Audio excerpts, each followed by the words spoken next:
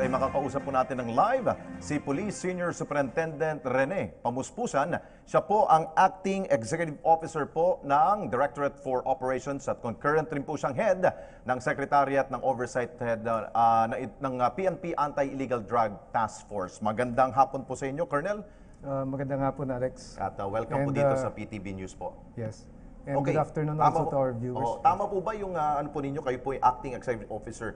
Unang-una po, ano ba ho yung mandato ho ng Oversight, Secretariat Oversight ng PNP Anti-Illegal Drug Task Force po? Well, the Oversight Committee on Anti-Illegal Drugs is right now being headed by our DCO, Police Director Mendez, and it oversees the evaluation and the validation of the operations of our units in the provinces, as well as to introduce yung mga bagong approach natin sa anti-illegal drugs. Okay, gaano po ba busisi ho sa inyong pong pagkalap ng impormasyon? Lalong-lalo na po yung kailangan ho natin magpalabas ng mga impormasyon na tama. Yes. Lalong-lalo na po yung mga numero. Paano Yes. po ba kabusisi ho yun?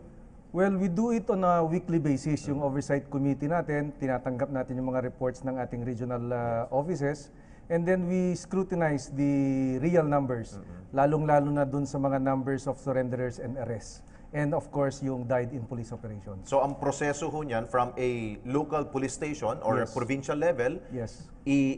sinasala ho dito ho sa ano pong headquarters po dito sa Campo Yes. Crame. It goes through provincial police offices, then the police regional offices, Yes. and finally to our NOC, which is reported to us at the Oversight Committee on a weekly basis. Okay, sa ngayon po, dahil we're talking about real numbers dito po sa kampanya ho ng ating pong pamalaan, nung naglabas ho ng real numbers ang ating pong PIDEA, I'm sure nandun rin po ang kinatawan ho ng PNP, lumalabas po sa aking pong listahan, meron po tayong 1,266,966 surrenderers po. Yes. Ngayon po ba, may update po ba tayo?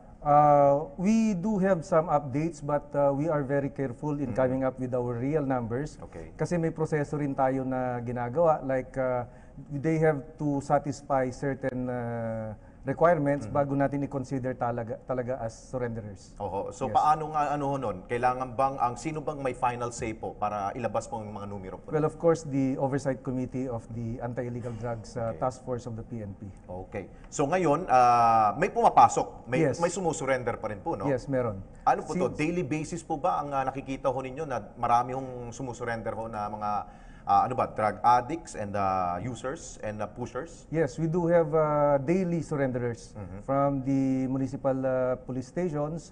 Tapos, they are usually yung users and pushers. Okay. Paano ho ninyo inaalam na ito po ay talagang sumurrender sa pamagitan po ba ito ng barangay, approach ba ng barangay ito o through the local police stations po kagad dumidiretso sila sumusurrender?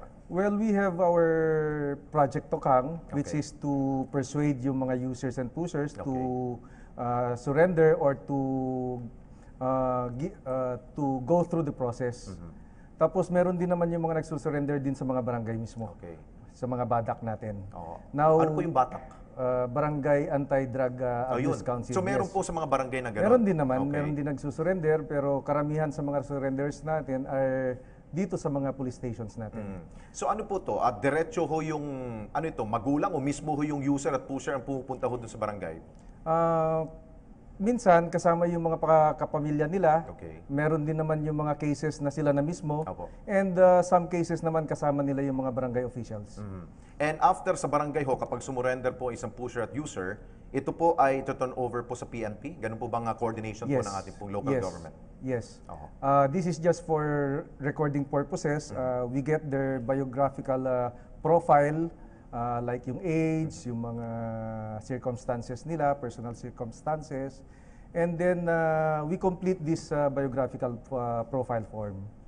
Okay, sa ngayon po ba, ang inyo pong division po ba sa PNP, meron na po ba kayong na pinpoint na mga barangay na masasabi ho natin na drug-free na ho, Colonel? Meron na kami yung masasabi na parang candidate for or considered na pwede na nating i-declare as drug-free. But again, this is a process and it's only PIDEA that can declare that a certain barangay is already drug-free. So we have already started, from July 1, we have already started trying to clear the different barangays in coordination, of course, with PDEA. Apo, ano po ba yung mga criteria para masabi hong drug-free na ho yung isang barangay ho, sir? Well, number one is the absence of users and pushers in the barangay. That is a very critical consideration para ma-consider na drug-free yung barangay. Okay. Yes. Yung pong proliferation po ng mga drugs, dapat yun ang isa rin ang tinititigan, tinututukan po natin po PNP, no? Yes. Meron na po bang, wala na ba? Bawas na ba yung number of selling of illegal drugs po ngayon, sir? Well, based on our real numbers, yung market natin sa droga is has already decreased by 24%. Yes. And that is based on the assessment of PDEA. Now, that is a very big reduction on the drug market sa mga barangays natin. Malaking bagay rin. Malaking bagay yan. Okay. Siguro, panghuli siguro, Colonel, ano pong inyo pong mga panawagan po sa ating pong mga kababayan, lalong-lalo na ngayon ay hindi pa rin po napagtatanto na sila po'y dapat sumurrender at magbagong buhay na po. Go ahead, sir, sa inyo pong pagkakataon, sir. Well, we have just organized the interagency committee on anti-illegal drugs, and this is a whole of government approach. Now, kahit na buong gobyerno ang gagawa ng anti-illegal drugs sa campaign natin, if there are no cooperations from our people, then probably this will not succeed. So we still need the cooperation of our barangay people, and most especially those who, yung mga nagkaroon na ng problema sa droga na mag-surrender sa atin and subject themselves to processes. By the way, yung ba hong mga barangay tanod, pwede ba i-approach sa mga drug pushers and users to surrender? O sila po ba'y binigyan ninyo ng authority to manghuli dyan or ano? When it comes to police operations, meron lang talaga kami yung dedicated drug enforcement unit. While for those surrenderers, they may approach the barangays, the barangay officials, and of course our municipal police stations. Pero yung proper procedure, meron naman po silang libro Yes. para ganito Yes. pong sistema, para hindi po tayo mapulaan po yan, di ba, Yes. Colonel? Yes. So alam mo nila, may mga, ano tawag nito, may guidelines po ba?